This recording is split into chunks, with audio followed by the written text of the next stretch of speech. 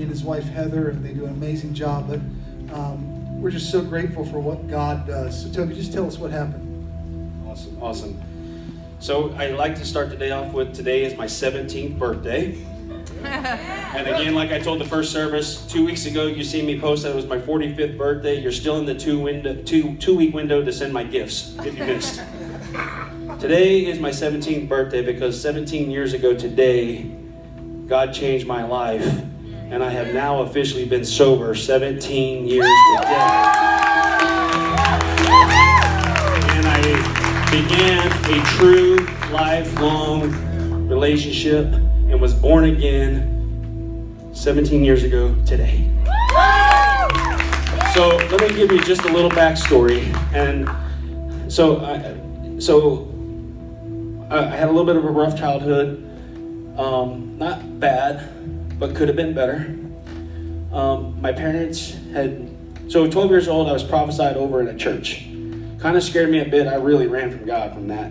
And then when I was 15, my mother and my stepfather had divorced for the second time, and I made the choice to live with my stepfather. And in his moment of depression and bouts that he was dealing with in his life, somehow we became drinking buddies. 15 years old.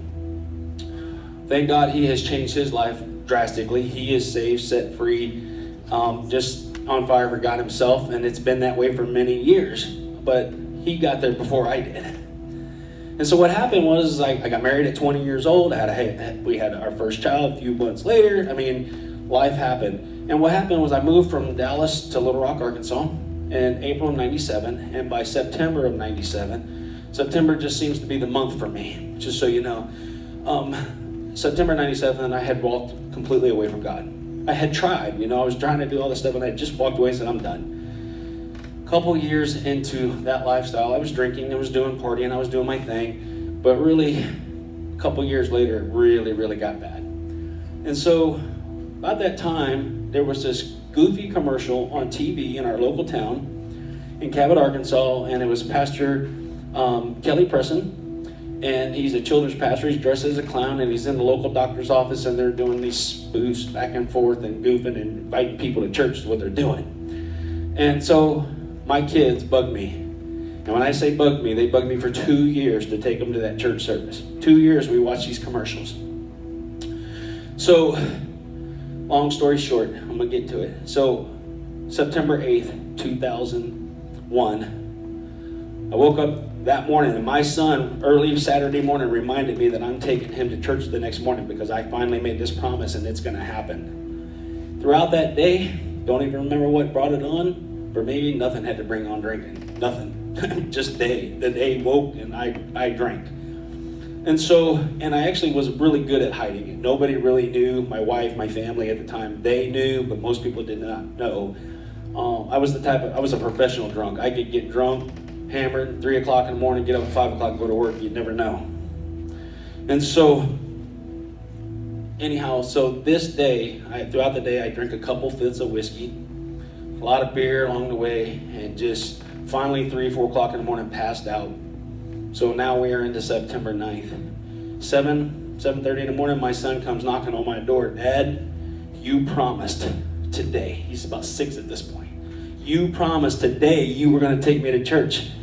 And so I mustered up, still drunk, crawled out of the bed. We all loaded as a family in the car, and I told my wife at the time, I said, just stop the car. And I got out of the car, and I went in behind my shed, and I just threw up straight blood. I don't want to be gross about it. It was straight blood. I had alcohol poisoning, and to this day, I'm lucky to have woke up that morning. It was bad.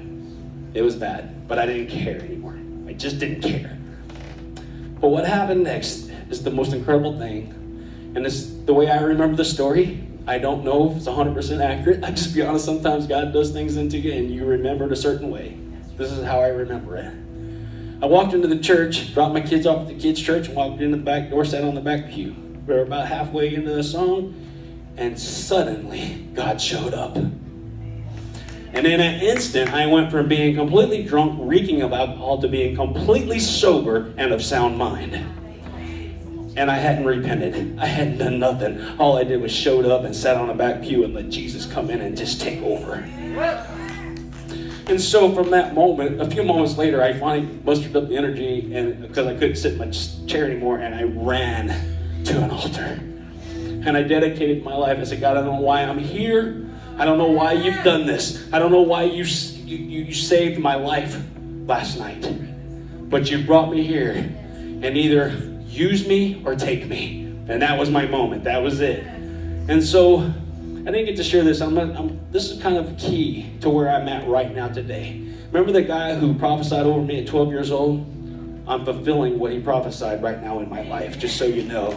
Is leading these students and preaching and being able to speak into their lives every week. Just so you know, that's where I'm at. Also, so key, that goofy clown on TV happened to be my number one mentor in life to this day.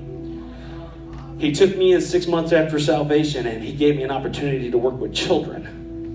And he mentored me, and he mentored me, and he mentored me, and he poured into my life. To this day, he's now, I don't even know his title, he's up at the Assembly of Gods in their headquarters, and he goes across the world teaching children, and he's phenomenal. The connection was in 2006, he took me to this place in Bosnia, and we went to this Bible college in the middle of Bosnia, and I never even heard of this place. And we went and we taught children's ministry in Croatia and in Bosnia. Last year, pastor takes me to this place called Bosnia. And guess where we go? The exact same Bible college that God had put me in 10 years prior, in a Bible college that his uncle started. And when I asked myself, why am I in Chester, Virginia?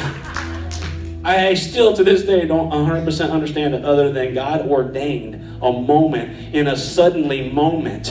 And he orchestrated my life, and he healed me, and he set me free. And I tell you this, to those who are suffering with addiction, not everybody gets a story like mine, because 17 years, I refuse. I've never once been tempted to even sip alcohol. Matter of fact, if you get near me with it, I will tell you to move from me, because it will make me throw up on your shoes.